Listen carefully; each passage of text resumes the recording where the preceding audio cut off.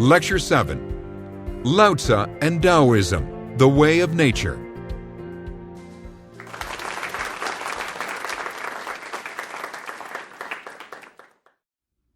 Hello, I'm glad you could join me again. In this lecture, we're going to be talking about Lao Tzu and Taoism. But first, a word about spelling. There are two romanization systems for Chinese. So in older books, you may have seen Taoism spelled with a T at the beginning. In newer books, you'll see it with a D. Similarly, Lao Tzu used to be spelled with a TZU at the end, and now it's a ZI at the end. In both cases, the Chinese character hasn't changed, the pronunciation hasn't changed, it's just a different way of rendering that sound into English letters, into the alphabet. So it's Taoism and Lao Tzu. Taoism is the second of the three major native philosophies of China. So Confucianism and legalism are the other two. We'll be talking about legalism in the next lecture. Like so many other early Chinese thinkers, Lao Tzu offers a response to the idealistic, political, family-centered morality of Confucius. In many ways, Confucius established the baseline for later Chinese philosophical debates. Things are sometimes a little more complicated than they seem. Lao Tzu wasn't exactly a founder of a movement, and Taoism is not exactly a philosophical school. The label was given retrospectively to a number of writers who thought along similar lines. I'm not sure that they all would have considered themselves to be Taoists. And Lao Tzu himself, there's a question as to whether he's an actual person. We have a book that was written by somebody, and that book is called the Lao Tzu. Okay, early Chinese books are often named after their authors. But that name, Lao Tzu, literally means the old master. And in fact, Chinese doesn't distinguish singular and plural, so it may mean the old wise ones, the old masters. It was probably not written by a single individual. It's more like Vyasa, remember, the author supposedly of the Mahabharata and the Bhagavad Gita. But unlike in India, the Chinese love history, and they've always felt the need to historicize legendary figures by giving them birth dates and genealogies. So here's the story about Lao Tzu, this legendary figure. He supposedly lived about 500 BC, so about the time of Confucius. In fact, Confucius, according to one story, came to him for some advice about ritual and learned from him and then was actually criticized by him as well. Lao Tzu was supposed to have been a curator of the Zhou dynasty archives. After a while, he got tired of life in China, and so he decided that he was going to leave China and go to the West. Whilst he was leaving, there was a guardian of the border pass, the frontier pass, who said, Lao Tzu, don't just leave us with nothing. And so he quickly wrote down this book, the Lao Tzu, gave it to the border guard, and then went out of China riding on the back of a water buffalo. Okay. I don't know about this story, but we have a book. It's called the Lao Tzu. Sometimes it's called the Tao Te Ching, the classic of the way and its power. This book is very short. It has maybe 5,000 characters is all. It's divided into 81 chapters, and these chapters are usually just a page or so. It comes out of 4th century BC China from someone, some way. I'll follow convention in referring to the author of this book. He or she or they, whoever, would just call him Lao Tzu. A modern scholar, Wing-Sit Chan, has said that no one can hope to understand Chinese philosophy, religion, government, art, medicine, or even cooking without a real appreciation of the profound philosophy taught in this little book, the Tao Te Ching. I'll try to give you a feel for it today with a number of quotations, but you really ought to read it yourself sometime. It's not that long. When you open up this book, the Lao Tzu, the Tao Te Ching, you're obviously in a very different tradition from that of Confucius. Instead of practical, concrete sayings and advice, you find a cryptic, poetic style with proverbs, paradoxes, wordplay, and rhymed passages. So the very first lines are, the way that can be spoken is not the constant way. The name that can be named is not the constant name. So in Chinese, it's Dao ke Dao, Fei Qiang Dao, Ming ke Ming, Fei Qiang Ming. You can hear it has sort of a lilt to it, and it's easy to memorize. Deeper into the book, you'll find striking imagery. There are lots of contradictions, which may be part of its development as a book of aphorisms. Even we have our own sayings, maybe look before you leap, or he who hesitates is lost.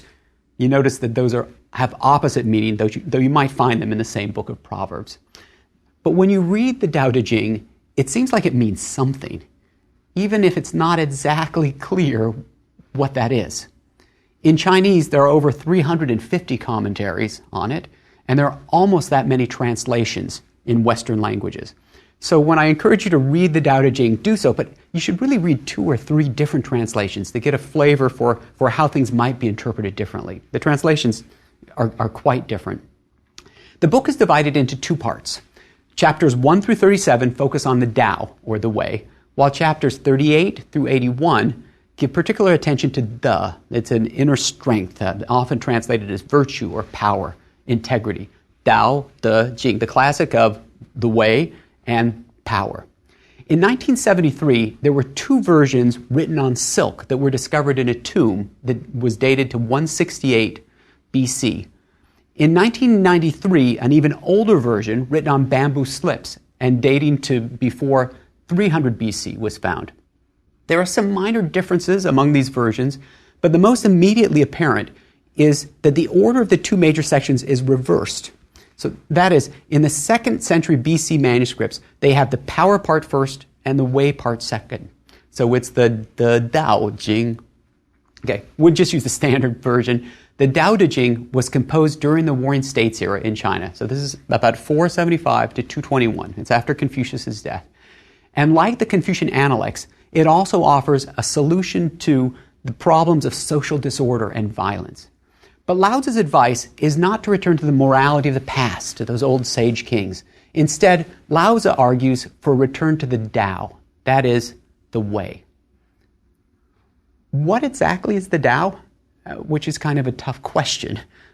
In chapter 56, there's a warning that those who know do not speak, and those who speak do not know. So I'm going to be talking for the next 20-25 minutes. Be forewarned, what I'm saying really isn't the real Tao. The Tao that can be spoken of is not the real Tao. But it seems to have something to do with nature. So let's begin again, and we'll take the quote a little further. The way that can be spoken of is not the constant way. The name that can be named is not the constant name. The nameless was the beginning of heaven and earth. The named was the mother of the myriad creatures. Hence always rid yourself of desires in order to observe its secrets, but always allow yourself to have desires in order to observe its manifestations. So it's somehow beyond words. It's ineffable. There's something about mysticism here. You notice there's something about femaleness, the mother of all things, something about desire. There seem to be 2 themes that come out of some of the first chapters in the Tao Te Ching. The first one is the unity of multiplicity. So sometimes the Tao is described as the mother of the world. And the Tao gave birth to 1, which gave birth to 2, and from which came 3, and then the 10,000 things. So the Tao has something to do with the origin of all things. It may be a little like the concept of Brahman in the Upanishads. There's also a theme of the resolution of opposition. Once again, we'll go back to the text. When all under heaven know beauty is beauty, already there is ugliness. When everyone knows goodness, this accounts for badness. Being and non-being give birth to each other. Difficult and easy complete each other. Long and short form each other. High and the low fulfill each other. Tone and voice harmonize with each other. Front and back follow each other. It is ever thus. For these reasons, the sage dwells in the affairs of non-action, carries out the doctrine without words. What does that mean? I mean, that sounds so different from what we saw in the Confucian Analects. And one way to try to get at that is to ask the question, do you think I'm short? Okay, I am 5'7". And the answer may be, it depends. Compared to the average American male, I'm on the short side. Compared to the average Chinese male, I'm probably more closer to the average. How many things are like that? to the answer is it depends. And the Tao transcends common binary distinctions that we make all the time, right? There's a difference between weak and strong, between hard and soft, light and darkness, useful and useless, right and wrong. All of those are human artificial distinctions, according to Lao Tzu, right? The Tao doesn't make those kinds of distinctions. It accepts everything as natural. I mean, even say the difference between male and female. And you may be saying, wait a minute, that's a natural distinction, right? But gender is more than anatomy. I mean, perhaps some of you men out there have a feminine side, and vice versa as well. I'm reminded of a cartoon from The New Yorker that plays with the idea of up and down in a Taoist sense. So in this cartoon, there's an elevator operator who's standing in front of an elevator, and up above the elevator, there's a circle with a sort of S in the middle of this symbol of yin and yang. And the caption says, actually, I'm going up and I'm going down. Now, I know that elevators go up and down all the time, but can an elevator go up and down at the same time?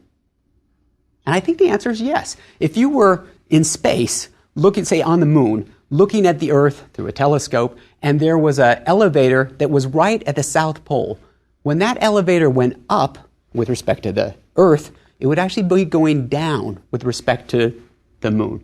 Okay, Lao Tzu would love those kinds of contradictions and puzzles. The idea that the universe consists of opposites in harmony can be seen in this notion of yin and yang. Okay, sometimes Americans say yin and yang. Yin and yang sounds a little more Chinese. So there are these two elements. Yin is dark and passive and female and persevering. And yang is light and active, male, initiating. But they can't be reduced to good and bad. It's not like yang is good and yin is bad, or vice versa. It's more like the opposition between heaven and earth, right? So that both elements are necessary, and everything has some share of both of them. So yin and yang ebb and flow over time, kind of like a pendulum, right? So in the summer, it gets too hot, too much yang, and then it'll swing back the other way to yin of winter, and then it'll swing back the other way. The movement of the Tao, according to the Tao Te Ching, is reversal. So think about all of the artificial human distinctions that we make, right? Gold is valuable, dirt is worthless. But from the perspective of the Tao, those are both natural occurring elements. Well, dirt's not an element, but substances. Even though, from the perspective of people kill each other over the former of gold, and they don't really care so much about the other. Though once again, if you're trying to grow crops, dirt is going to be much more valuable than gold, which is hard to plant seeds in. There's something of a contradiction a little bit here with Lao Tzu, because he says that these distinctions don't matter, like weak or strong, but he actually likes the weak. So Lao Tzu is going to lean toward the unlikely term. In the distinction between solid and empty, he likes empty. He says that it's the doors and the windows that make a room useful, or it's the space in between spokes that make a wheel, or it's the space within a jug that gives it its utility. When he thinks about weak or strong, traditionally, I mean, everybody would say, oh, I like strong better. Lao Tzu is going to say, maybe you should give weak a second look. He says, when alive, human beings are supple and weak. When dead, they're stiff and strong. And then he uses lots of images. He talks about the uncarved block. I mean, what shape is that? And it's hard to know before it starts to be cut up. He likes water, which takes the low position. It's submissive. But, he says, nothing under heaven is softer or more yielding than water, but when it attacks things hard and resistant, there's not one of them that can prevail. So for water's very soft, and it takes the shape of whatever container you can put your hand right through it, but for wearing down mountains over time, or carving valleys, there's nothing like water. Lao Tzu gives particular attention to women, but he doesn't advocate for equality between the sexes. Rather, the Tao Te Ching celebrates stereotypical female qualities, virtues such as yielding and softness and humility, and it suggests that men would be better off if they adopted those attitudes. Lao Tzu says, know the masculine, but keep to the feminine. Harmony comes from following the Tao, from rejecting man-made distinctions and from hierarchy. So in this case, it's the opposite of Confucianism, which says if everybody knew their place in society and acted in accordance with it, things would work smoothly. Lao Tzu says, just forget all of those social distinctions. They don't matter. Another quote, in the pursuit of learning, according to Lao Tzu, one knows more every day. In the pursuit of the way, one does less every day. One does less and less until one does nothing at all. And when one does nothing at all, there's nothing that is undone. It's always through not meddling that the empire is won. Should you meddle, then you're not equal to the task of winning the empire. Notice that political application at the end. Remember, early Chinese philosophy is often played out before rulers as people are trying to get jobs and give political advice. So in this quote, there's an idea of wu-wei, of non-action, non-intervention, sometimes translated as effortless action. It's not exactly doing nothing, but it's avoiding whatever doesn't come naturally. Don't do things that you have to work too hard at. Do things that are effortless. Lao Tzu is going to give you two cautions here about ordinary ways of doing things. He says, when you emphasize a virtue, you highlight a vice. Or the quotation is, remember from what I read you before, when all under heaven know beauty is beauty, already there is ugliness. Okay, what could that mean? I want you to think of someone who's beautiful. I'll just throw a name. How about Scarlett Johansson? And for those of you who are female, let's say Denzel Washington. When I say that Scarlett Johansson is a beautiful woman, I am also secretly implying that women who don't look like Scarlett are not quite so beautiful, right? You can't define something without showing the other side of it. It's like two sides of a coin. So highlighting a virtue also emphasizes a vice or a deficit. The second caution is the law of unintended consequences, that assertive actions bring their opposites in a sort of a backlash. So if you're pushing too hard at work for a pet project, that can make your colleagues more resistant to it. Or politicians whose ads feature their families a little too prominently make people suspicious about infidelity. Why does he have to go that far? It's like, I think he protests a little bit too much. Both of these ideas, right, this backlash and virtues and vices being inseparable, both of them undercut the Confucian ideas of morality and government activism. Another quote from later on. When the great Tao declined, the doctrines of humanity and righteousness arose. This run and yi, which are key Confucian principles. When knowledge and wisdom appeared, there emerged great hypocrisy. When the 6 family relationships are not in harmony, there will be the advocacy of filial piety and deep love to children. When a country is in disorder, there will be praise of loyal ministers. In other words, you wouldn't be talking about filial piety if people were already respecting their parents. I mean, the fact that you're talking about it means there's a problem. Loyal ministers are only praised when disloyalty is common. So Lao Tzu says if you get rid of sageliness and wisdom, benevolence and righteousness, all of those Confucian virtues, the people would be benefited 100-fold. Lao Tzu is going to look back to the era before the Zhou dynasty, to the legendary Yellow Emperor. And he thought of that as a time of when there were small kingdoms and people were content with simple things and few possessions.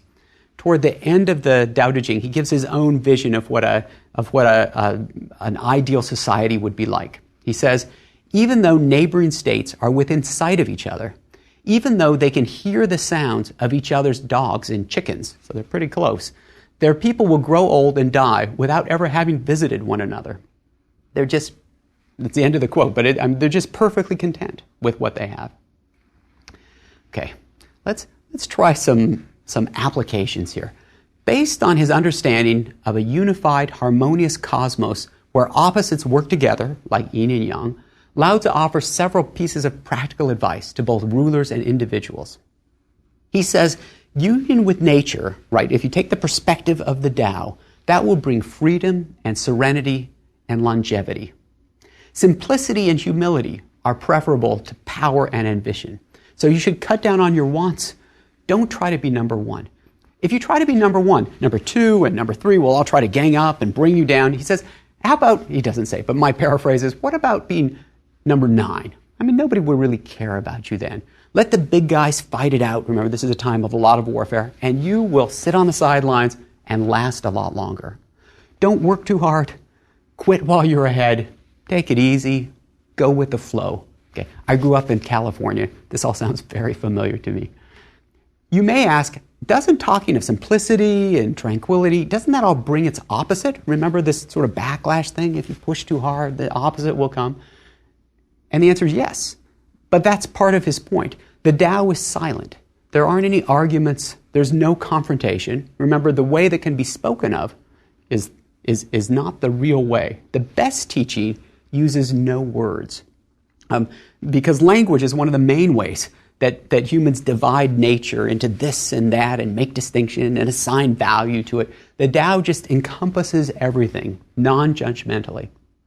Since forceful action always brings a backlash, it's best to practice non-action, right? Because civilization is the source of so many problems, government should be as minimal and unobtrusive as possible. Lao Tzu says the worst rulers are despised by their people. Somewhat better are those who are feared by their people. Better yet are rulers who are loved. Okay, and in the West, we might stop there, but Lao Tzu goes further. And the best of all are those rulers who are hardly even noticed by their people. Okay, could this really work? It certainly could work for individuals. When I was living in Taiwan, the first quotation from the Tao Te Ching that I heard was, people said to me, it reminds me of that quotation from Lao Tzu, great wisdom looks like stupidity. Okay, should I be flattered by that or not? There's great wisdom, but there's a looking stupid part as well. But for individuals, you might be able to adopt some of these principles. How about in a larger setting?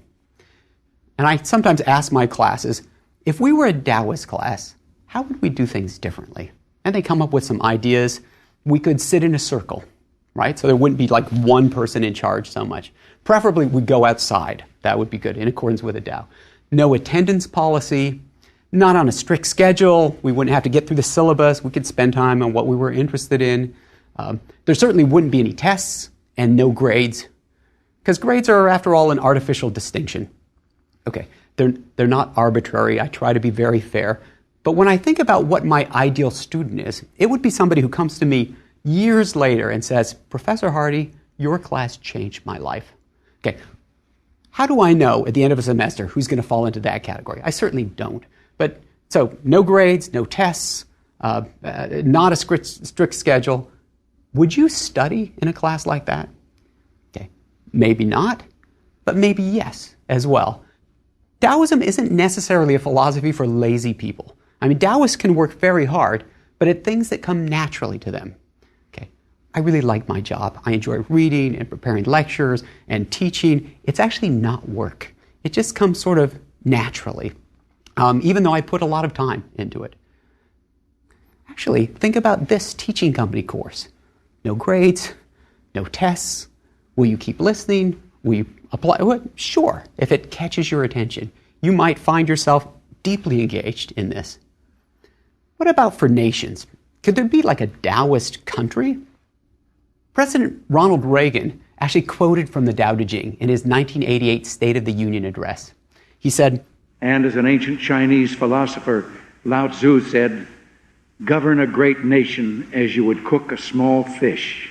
Do not overdo it. Okay, perhaps that works. This is the not meddling part. But that may be easier said than done, especially in a country the size of ours.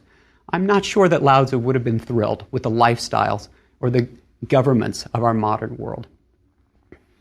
Okay, many Chinese have been Taoist in some aspects of their life and then Confucian in others. So this isn't exactly like regular distinction in Western religions. It's hard to be Catholic and Protestant at the same time, or Jewish and Muslim at the same time. But you can certainly be Taoist and Confucian at the same time. The two philosophies, despite their differences, have worked together like yin and yang to enrich Chinese culture. The differences between the two can be summarized as follows. Confucianism is associated with hierarchy, order, social responsibility, conformity, moralism, activism, service, and seriousness. Taoism, on the other hand, prefers the ideals of individualism, freedom, nonconformity, nature, retirement, tranquility, mysticism, and wit. Taoist philosophers are funny in a way that Confucians hardly ever are. Okay, I tried to make those lists kind of balanced because both of those are attractive. I mean, both of those philosophies have their place in life. There are commonalities as well as differences. Taoism and Confucianism are both wary of competition. They're hesitant about direct confrontation. They want to avoid that. And they're suspicious of words being used other than their regular meanings. And they dislike coercion. I mean, they come out of the same historical circumstances, right? Warfare and uncertainty and chaos. And they're looking for social harmony. And they both claim that they've found the way. Later on, when Buddhists arrive in China, they find that they can talk to Taoists. I mean, not just ideas about being and non-being, about the subtle nature of reality and the dangers of desire, but also specific meditative practices. You can imagine Buddhists coming in and saying, we meditate like this. And the Taoists had been doing some meditating as well and said, well, we tend to like this sort of practice of doing it. They have something to talk about. They have a fair amount in common. And in fact, enough was in common that in China, some people said, do you remember when Lao Tzu left China, headed out west? He probably went to India, where he became the Buddha, and which is why these ideas are now coming back to us in Buddhist form. Okay, that's not exactly what happened, but there are these commonalities. Eventually, Taoism became a religion, complete with priests and rituals and scriptures, and Lao Tzu himself was worshipped as a god. One wonders what he would have thought about that. I'm sure he would have been amused. These Taoist ideas get deep into all sorts of things in Chinese culture. So, for example, you have two souls, a yang soul, right, a hun, and a yin soul, po, which matters in ancestor worship because your yang soul, which is light, can sort of go up to the other world, wherever that may be, while your yin soul stays around the grave and then can appreciate the offerings that are made in ancestor worship. Now, I'm trying not to, I'll try to give you a balance on some of these. Taoism may not be universally appealing. For example, Lao Tzu argues against education. I mean, he thinks many people would be happier without education, which gives you desires and then makes you frustrated when you get a degree and then can't find a job. He appears to promote a dangerous sort of irresponsibility, right? Go ahead and quit, he says. Don't work so hard, and there may be circumstances where that's not good advice. And his advocacy of subtle political maneuvering can seem almost Machiavellian. He once said, if you wish to shrink it, be sure to stretch it. If you wish to weaken it, be sure to strengthen it. If you wish to cast it aside, be sure to raise it up. If you wish to take from it, be sure to give to it. Okay, these opposites, what does that mean? Here's an application, perhaps, an illustration. Imagine that you have a particularly obnoxious coworker, and you might encourage that coworker to apply for a promotion. You might even write a glowing letter hoping that that person will get promoted to a position that they're entirely incompetent at, and then they'll get fired. Remember, if you want to weaken something, you first strengthen it, or if you want to break it, you stretch it first. Okay. In spite of all of that, Taoism has inspired centuries of magnificent Chinese art and architecture, literature and poetry. I mean, not to mention medicine and cooking, which sometimes mixes things in yin-yang kind of terms. You may have seen these wonderful Chinese landscape paintings, a scroll, and they'll have these magnificent mountains that just tower way above, and then very small at the bottom are some people. It's a nice contrast with Western art that tends to put portraiture, like people, sort of front and center everywhere.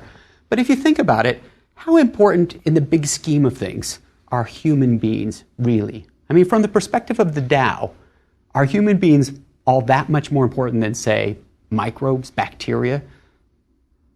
Actually, probably bacteria will be around much longer than human beings will be.